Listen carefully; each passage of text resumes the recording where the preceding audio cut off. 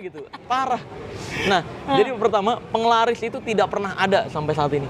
Note dia nih ya, noted ya. Penglaris itu tidak pernah ada. Sampai saat ini. Karena kalau ada, gue menantang bagi siapapun dukun yang paling sakti untuk membuktikan penglaris ada. Buktiin ke gue akan jual cilok, harga 1 ciloknya 100.000. Gue pakai penglaris lu deh.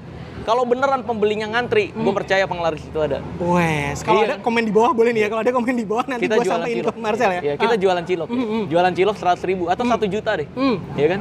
Udah. Kalau beneran ini beneran laris atau banyak pembelinya, gue percaya penglaris ada. Mau dijual berapapun juga tetap ada orang beli karena penglaris. Iya, ngapain lu jual makanan enak? Ngapain jual baju bagus kalau pakai penglaris?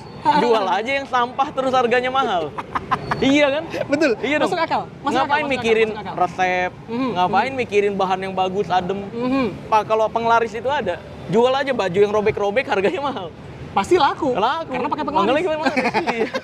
Tapi ternyata nggak sesimpel itu kan. Assalamualaikum warahmatullahi wabarakatuh. Ya, teman-teman sekalian, di episode kali ini saya membuat tema berkaitan dengan pernyataan Bro Marcel. Barusan teman-teman nonton bahwa Bro Marcel itu tidak percaya dengan penglaris. Bagaimana Kisodo menyikapi ini? Saya itu nggak ada masalah. Ya, itu adalah pendapat orang, itu keyakinan orang bahwa dia tidak percaya dengan pengasihan, tidak percaya dengan penglaris yang diberikan oleh dukun-dukun. Nggak apa-apa, nggak ada masalah. Keyakinan itu, kepercayaan kan milik pribadi masing-masing. Ya nggak? Jadi kalau Bro Marcel bilang, contohnya buktikan aja kalau saya punya bakso ya, betul bakso. Saya dengan harga 100.000 saya pakai penglaris Anda, kemudian laku, baru saya percaya. Kalau dia nggak percaya ya udah nggak apa-apa, nggak ada masalah, gitu ya. Tolong digarisbawahi dukun yang ada dalam diri saya, ya, profesi dukun gitu ya, dengan aliran dari orang tua saya. Gitu. Dukun yang bukan berarti mengajak Anda untuk melakukan tindakan bertentangan dengan agama.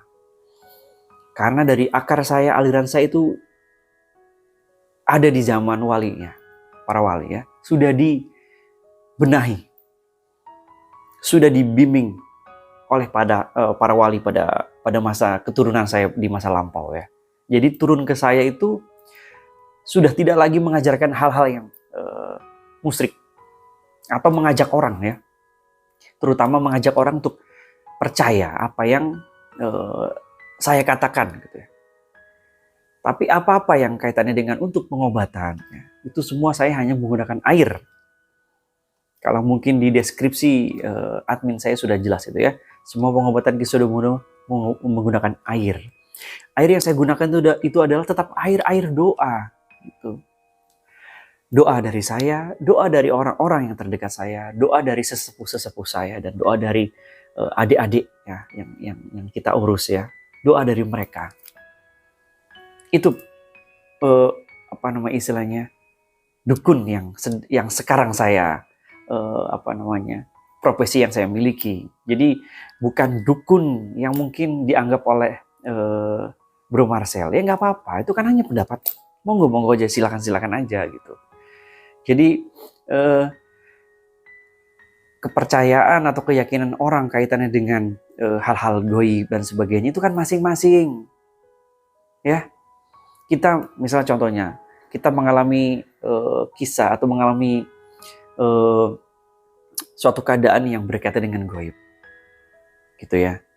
Kalaupun diceritakan ke orang misalnya, itu orang itu juga belum tentu percaya dengan apa yang kita ceritakan karena itu gaib. Dan itu kita yakini sendiri saja. Jadi tidak perlu memaksakan orang untuk percaya dengan apa yang kita lakukan. Kalau pernyataan Bro Marcel seperti itu, ya, itu hak dia, monggo saja, boleh saja. Kemudian kalau ada orang yang mengikutinya, yang juga sama punya pemikiran yang sama, ya nggak apa-apa, silakan aja. Itulah, ya, kita hidup bermasyarakat jadi seperti itu. Jangan kita jadi emosi menanggapi statement orang. Ya kalau dia nggak percaya nggak usah dipaksa, kan begitu. Kalaupun dia nggak percaya Terutama kalau santet yang paku dan sebagainya, saya sendiri juga tidak percaya. Ya, saya dukun, dekat sekali dengan hal-hal supernatural ya. Saya juga tidak percaya dengan santet paku gitu ya, santet yang dikirim paku dan sebagainya. Karena yang saya alami, yang saya rasakan gitu, santet atau kata lain sihir itu sebenarnya jarang sekali dengan benda, tapi lebih kepada racun atau lebih kepada menyerang psikologi. Kalau berhubungan dengan jin, ya, konotasi dukun dari dulu, ya, dukun tuh sama dengan tukang sihir sebenarnya, ya, cuma perbedaan kata saja. Dulu memang itu memang dekat sekali dengan dunia jin. Mereka selalu berkompromi dengan jin karena keilmuan yang mereka miliki. Jadi mereka bisa berkomunikasi dan menjadi pengikut jin kafir ya, menjadi anak buah dari setan. Ya, dukun di zaman dulu. Maksudnya dukun-dukun yang bukan dari kalangan akar saya ya. Ini coba kita perjelas lagi ya. Memang berkaitan dengan jin. Makanya ada memang hal-hal yang dilakukan oleh seorang dukun bekerja sama dengan jin untuk melukai seseorang. Tapi konteksnya itu hanya psikologi. Mengirimkan sesuatu, jin itu diperintahkan untuk mengganggu pikirannya. Hanya sebatas itu saja. Ya. Kalaupun racun dan sebagainya itu biasanya teknik dari dukun tersebut. Bagaimana caranya bisa mengirimkan racun ke orang yang dituju. Saya sepakat dengan itu. Memang tidak ada namanya paku, beling, dan sebagainya, silet atau apapun. Nggak ada sepanjang saya berkecimpung ya di pengobatan ala dukun yang saya miliki. Itu saya sepakat. Tapi kalau kembali lagi ke pernyataan yang tadi di awal Bro Marcel, itu bebas-bebas saja. Monggo saja, nggak apa-apa. Nggak yakin, nggak percaya, nggak apa-apa. Gitu ya. Ada orang datang ke tempat saya, ingin minta laris tokonya dan sebagainya gitu ya, supaya dibantu. Saya itu berdoa, kita sama-sama berdoa. Saya tetap berdoa pada Allah. Karena dialah yang menentukan segalanya. Tuh.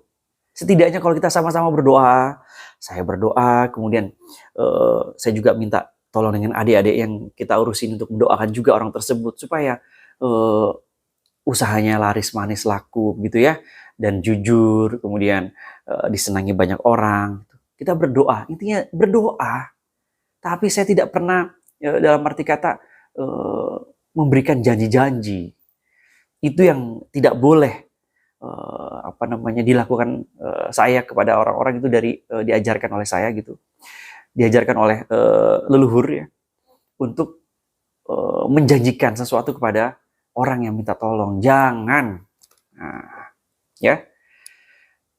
Jadi tolong digarisbawahi, dibedakan, saya bukan dukun yang dimaksud yang selalu mengajak orang-orang untuk berbuat sesat.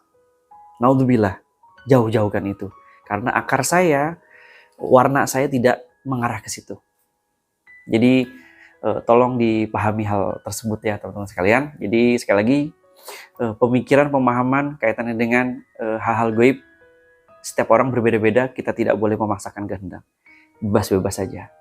Yang jelas itu normal menurut saya. Karena kan kita punya pola pikir, pemikiran, pengalaman ya, punya pengetahuan gitu. Jadi mungkin beda-beda pendapatnya. Sah-sah saja. Jadi tidak ada masalah dengan pernyataan Bro Marcel. Mungkin cukup sekian episode kali ini. Mudah-mudahan bisa bermanfaat. Terima kasih banyak yang sudah menyimak. Wassalamualaikum warahmatullahi wabarakatuh.